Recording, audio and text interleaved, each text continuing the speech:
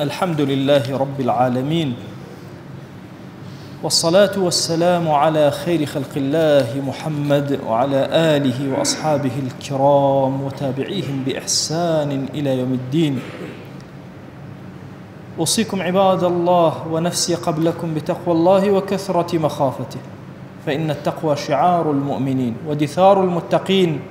ووصية الله تبارك وتعالى في وفيكم وفي الخلق أجمعين. داواكرني درود الرحمات وسرجاني باكي بيشواء مروفايتي محمد صلى الله تعالى عليه وسلم. محوي شاعر لكوتاي قصيدي بحر نورا أفرمي هتاوكو باراني بهار دا أباريو زوي صوص أبيتو قل أبشكوي هتاوكو بلولكان لنغماء كونو بسر قلكان وهميشا خريكي ناڵەو نركان بأندازي أوا إنسو ملك هرهمويان صلوات بدن لديداري بيغمبر صلى الله عليه وآله وسلم وأفرمي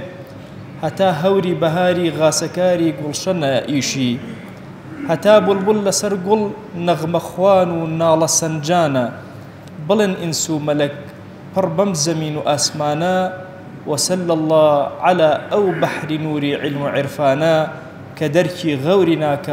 غير علم الله سبحانه. غير علم خوا كز دركي قولي بحري ناسيني بيغمبر صلى الله عليه وسلم ناكا يكيق لو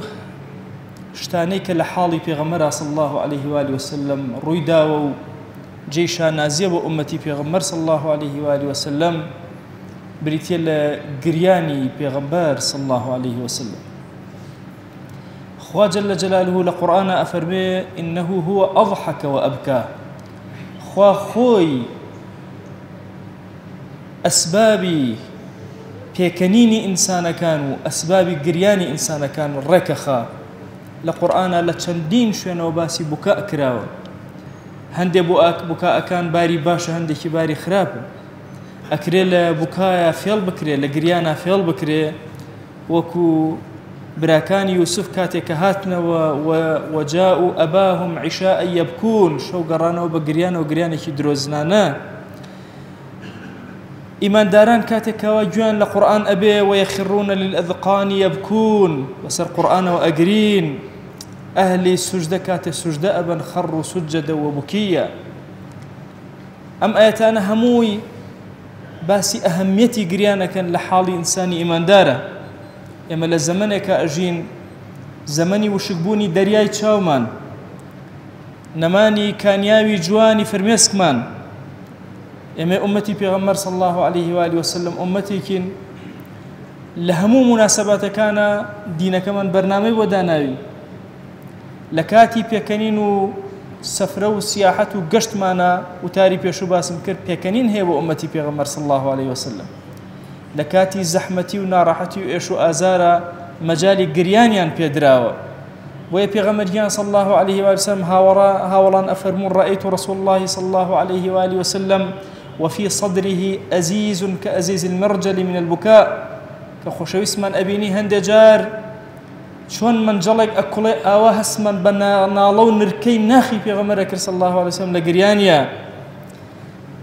جاري كان بيغمريان صلى الله عليه وسلم زان لسر شي قرياوه كان موقفي كمي باسكين لخزمتنا لغزوه مؤتيا كاتك سيها ولي بريزي بيغمر صلى الله عليه وسلم شهيد بول خوشويسي دل روي كرده هاولان لسر منبر فرموي أخذ الراية زيد أوتا على إسلامي هالقرتو أجنجل بيناوي خوايا أوتا زيد شهيد بول دواي أو جعفر رايكي هالقرتو آلاكي هالقرتو أو الشهيد بو ولا دواي أو عبد الله كر الرواحة رايو آلاي إسلامي هالقرتو أو الشهيد بو فرموي لدواي أمان لتشوارما سيفيك لسيف كان إخوة شمشيري هالكي الشاي إخوة كخالدي كري وليدة هالي قرد ومسلمان سركوتين بدا سينا لكاتيكا 3000 مسلمان برامبر بدو 100,000 لخاتش برستان برامبريان وستابونو برامبر بالروم جنگیان أكل أو جنگاني لزمني في غمرة صلى الله عليه وسلم برامبر بالروم كراون زورن قائدي جورة كالشهيد بون لو بيناوا هتاوكو أم بيام شيرينا بمسقام جيريا ماوتوا هاوڵان کاتێک کامە گەڕنەوەڵان پێغەمبەر صلی الله عليه وسلم کە باسی ئەم هاوڵانەیە کرد کە شەهیدە بن فرمێسک بە چاوەکانی هاتە خوارەوە هۆن هۆن ئەم فرمێسکانە هاتە خوارەوە پێغەمبەر صلی الله عليه وسلم ئەم مەشهەدەی بۆ ئەگەڕانەوە کەوا بوو یەکێک لەو شتانەی کە پێغەمبەر صلی الله عليه وسلم لە حیاتی خۆیان کردوویەتی بریتێ لە گریانەکانی پێغەمبەر صلی الله عليه وسلم بەشێکی ئەوە بووە بۆ حاڵی خۆی لە دوای مردن خۆشەویستمان ئەگری بۆ حاڵی ئومەتەکەی ئەگری هەندێک جار ئاەتی قورئان بەسەری ئەخوێن وەکو عەبدوڵای کوڕی ڕەواحە فەرمی قورئانم بەسەر ئەخوێندەوە پێغەمبەری خوا صلی الله عليه وسلم فرمێسک بە چاوەکانی ئەهاتە خوارەوە ئەگریا دایکی ئیمانداران عایشە ئەفەرمێ شەوێکیان پێغەمبەری خوا صلی الله عليه وسلم پێوتم دعيني أتعبد ربي ذريني أتعبد ربي وازم لي بين يا عائشة بأمشوا عبادتي خوابكم أفرمي خوشويستي ضلمان دسي كرب عبدايتي قريا هتاوكو ريشي تربو ريشي مباركي هتاوكو باوشي تربو هتا أو الزوية كان يجي لسلك تربو أفرمي بربياني كردو بلال هات بدواي بيغمرة صلى الله عليه وسلم كبيني خوشويز أقري زور قريا وتي يا رسول الله تو خوال هرچی گناه تبورا و گناهی لما پیشو لما دو اگری فرموی افلا اكون عبدا شكورا اي سپاسی خوانکم لسر اوهم نعمت جوانه که پیداوم نعمتي گوره گوره پیامو نعمتي گوره گوره امتی کی جوان و هند جار گریانه کان مرزیه بسر گناها به هند جار لبر او نعمت گورانه که خوا پی عطا کردوی هر یک لئیمه به داواکاری خومان خوا چندین نعمتي گوره گوره پی عطا کردوین شون ما لەگەڵ ئەم نعمەتانە ئەکەین چۆن سوپاسی خوا ئەکەین بەبێ ئەوەی داوای لێکەین بینینی پێداین بیستنی پێداین توانا و هێزی پێداین گەنجی و لاوێتی پێداین کاتی پێداین ئەمن و ئەمانی پێداین ڕزق و ڕۆزی پێداین چۆن سوپاسی ئەمانە بکەین لە حوزوری خوایە ئەلەم زەمەنە لەوە ئەچێ بە کەسێک بڵێن ڕۆژانە تو ئەتوانی بگری لە بەرخاتی خوا سەری سڕ بمێنێ بڵێ ساڵی جارێ ئەگەر گریانە بێیان نەیە أما علماء بيش إما شون ما ملايان كذو لقل قريانا رافعي صاحبي وحي القلم فرمت شو مزقوتي كوا بينيم خلق نيوجيان طاو كدو روشتون أفرمت سرم صرمات جي سجدي هيش كسيكم نبيني كترنو بلا قريانا أواني بيش إما بوش شوازا ما ملايان أكل لقل أو الروح زندوي كهيان بو أبوش شوازا لقل فرمت كان أما ملايان أكل كلا حضوري خوايا أيان رشتو أيان باران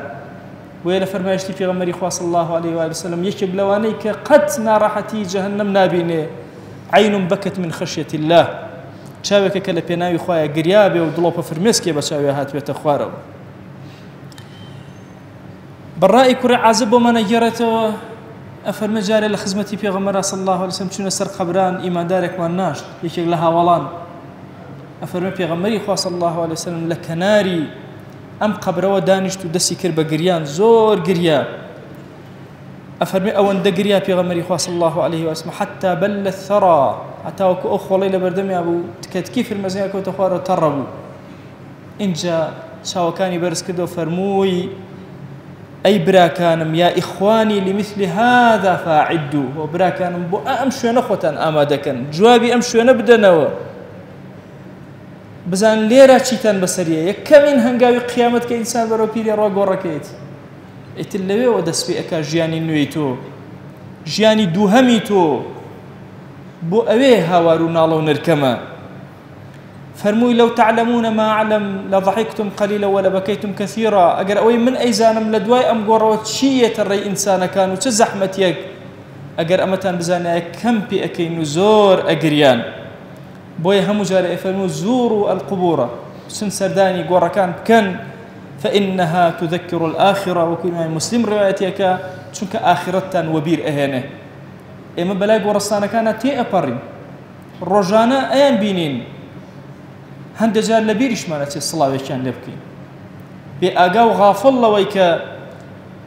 إما الرجل للرجان أوش وين مانا هر قرصانا لقرصانا كان أروي شندين بياوي لأيما جوانتر لأيما شاكتر لأيما بخشندتر لأيما زاناتر داناتر عالمتر خاوان خوان ومالي زياتر همو أوانا سرزويان روشن كدو استا قورك روشن أكنوا يا قورك تاريك أكن وي أمتي بيغمر صلى الله عليه وسلم ئومەتێکە دڵی زیندووە چاوی زیندووە ئەبێ ئێمە زۆر بەسەر ئەما بشکێنەوە. ئەزانم هەر یەکێک لە ئێوە ئەگەر فەقیرە ببینە لە شاشەیەکی تەلەڤیزیۆنەوە فرمێسێک بەچاوێتە خوارەوە بۆی ئەوە ڕەحمەتی ئیسلامە، بەڵام لەوە زیاترمان پێویستە. ئەبێ ئێمە فێر بین بەسەر خۆمانە بگرین، فێر بین بەسەر ئومەتا بگرین، کاتە زەحمەتێک یەتە ڕێگەی ئومەتە هەمومان پێکەوە لە حوزوری خوایە نەک لە بەردەم شاشەیە. تەسەوورکەن ئەگەر قائیدێک کاتە بەردەم شاشە و گریا عیبەیەکی زۆر گەورەیەتە ڕوومان، نا لە بەردەم خوایە لە حوزوری خوایە. علەما فەرمون حتا گریانەکانی پێغەمبەر صلی الله عليه وسلم لە بەردەم هاوڵەکانیان تەنها ئەوە بۆ فێری ئادابی گریانیان بکە کە چۆن بگرین، چۆن دڵیان نەرم بێ، چۆن لە حوزوری خوایە فرمێسک ببارێنن. ئەمە هەدەفی گەورەی پێغەمبەر بووە صلی الله عليه وسلم. ئەگەرنا ئەسڵ لە بووکە ئەوەی ئینسان بینی خۆی خوا لە کاتە پەنهانەکانە لە شەوی تاریکە هاوارە کات و ئەلاڵێت و ئەگری. ئەگەر تۆ هەستت نەجوڵا مسلمانە لە جیهانە تووشی زەحمەت بوو لە ئیمانی خۆت بترسە، هەستت نەجوڵا فەقیرێکت بینی لە ئیمانی خۆت بترسە، ئەگەر هەستت نەجوڵا کاتێک کەسێکی گوناهبارت بینی شەو نوێژت نەکرد لە پێناوی خوا هیدایەتی بدا، نەگریای لە پێناوی ئەو گوناهەی لە وڵاتی تۆ لە نیشتیمانی تۆ کرا، ئەوە لە ئیمانی خۆت بترسە. ئێمە ئومەتی پێغەمبەر صلی الله عليه وسلم ئومەتێکی دڵزیندوین، ئومەتێک نین پەلاماری ئەو کەسە بدەن کە تووشی گوناه هەبێ ئەبەدەن، بەڵکو ئومەتێکین کە یەکتر هەڵئەسەینەوە یەکتر دروسەکەینەوە. بۆیە شۆڕشی گریانەکان زۆر گەورەیە لە ئومەتی پێغەمبەر صلی الله عليه وسلم.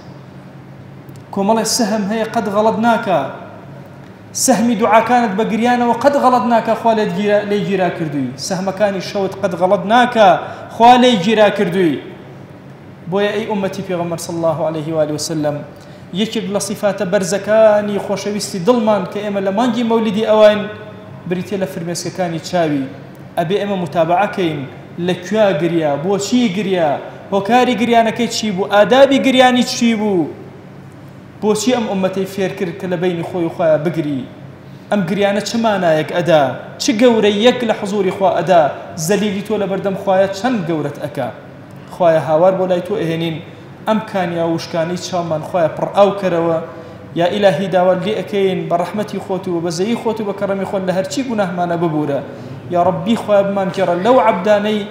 کەوا بە ذیکر و یادی تۆ یا ئیلاهی دەم و زمان و دڵیان پاراوە یا رب العالمین. یا ربی خوای داوات لێ ئەکەین بمان کێڕە لەو عەبدانەی سوپاسگوزاری تۆ ئەکەن، خوای بمان خەرە سەر سوپاسگوزاری خۆت یا رب العالمین. ئیمانمان دامەزراوکە یا ئەکرەم الئەکرەمین،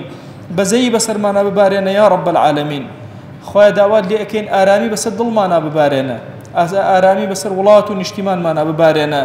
ئارامی یا ئیلاهی بەسەر ئومەتی پێغەمبەرە صلی الله عليه وسلم دا ببارێنە، شەڕ و ئاشوب و فیتنە لە وڵاتی موسڵمانان دوور خەرەوە یا رب العالمین. خوای ئەوانەی مەکیدەی خراپ بۆ ئومەتی پێغەمبەرەکەن صلی الله عليه وسلم یا ئیلاهی هەرچی مەکیدە و فێڵ و تەڵەکیانە لە گەردنی خۆیانی بەئاڵێنە یا رب العالمین. خوایە لە شەڕی یەهود و نەسارا و مەجووس بمان پارێزە یا رب العالمین، دەرگاکانی خێرمان بەسەراکەرەوە یا ئەکرەم الئەکرەمین. خوایە ئەم ئیماندارانە ڕویان کەوتە ماڵەکەی تۆ، ئەمانە ئەهلی سوجدەی تۆن، ئەهلی ڕکوعی تۆن، ئەبەدەن ڕکوع و سوجدەیان نەبردووە تەنها لە حوزوری تۆیان نەبێ، دەستی زەلیلی دوعا بەرز ناکەنەوە تەنها بۆ تۆ نەبێ. یا ئیلاهی دوعاکەنیان گیرا بکە، ادعوا الله وأنتم موقنون بالإجابة.